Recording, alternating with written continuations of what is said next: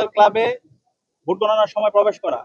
এখানে মূলত আমি গিয়েছিলাম আমাদের যে ভোট গণনা হচ্ছে সেটা এলইডি দেখার জন্য, এবং ওই সময় আমরা দেখতে পাই রিটার্নিং অফিসাররা চলে যাচ্ছিল।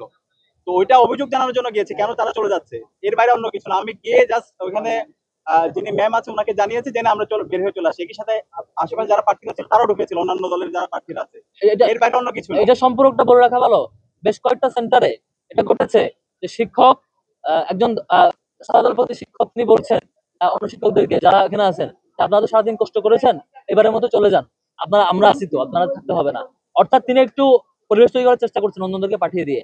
এরকম এরকম যখন ঘটনা ঘটেছে তখন আমরা সবাই মিলে কনসার্ন ছিলাম যে সব শিক্ষকরা আছে কিনা ইয়া করা। প্রত্যেক জায়গায় হয়তো আমরা পুলিশদেরকে ফোন দিয়ে চেক করা, জিজ্ঞেস করা আছে কিনা, সাংবাদিককে ফোন দিয়ে চেক করা, যেখানে সাংবাদিকরা পুলিশের ফোনে পাওয়া যাচ্ছে না সেখানে সাদিক ভাই সর্বোচ্চ 1 মিনিটের জন্য থেকে এটা কনসার্ন জানিয়ে চলে আসছেন, সেটাকে ইস্যু করছেন। আর ওনারা ঘন্টার পর ঘন্টা গেট ভেঙে ঢোকার চেষ্টা করতেছেন, সেটা ওনাদের কাছে ইস্যুই না। আর বিসি স্যারের সামনে টেবিলের চাপড়ে হুমকি দিয়ে কথা বলতেছেন, এটা ইস্যু না। শিক্ষকদেরকে হুমকি দিয়ে এক প্রকার মনে হচ্ছে ব্যালট বক্স চিন্তা করে মনে হয় রেজাল্ট ওনারা দিয়ে দিতে যাচ্ছেন।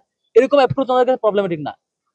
বিচার শিক্ষার্থীদের কাছে দিব, শিক্ষার্থীরা এটার বিচার করবে তাদের ম্যান্ডেটের মধ্য দিয়ে, আগামী দিনের সাপোর্টের মধ্য দিয়ে, মতামতের ভিত্তিতে এবং তাদের সামগ্রিক সমর্থন যোগানোর মধ্য দিয়ে শিক্ষার্থীরা এটা দেখবে।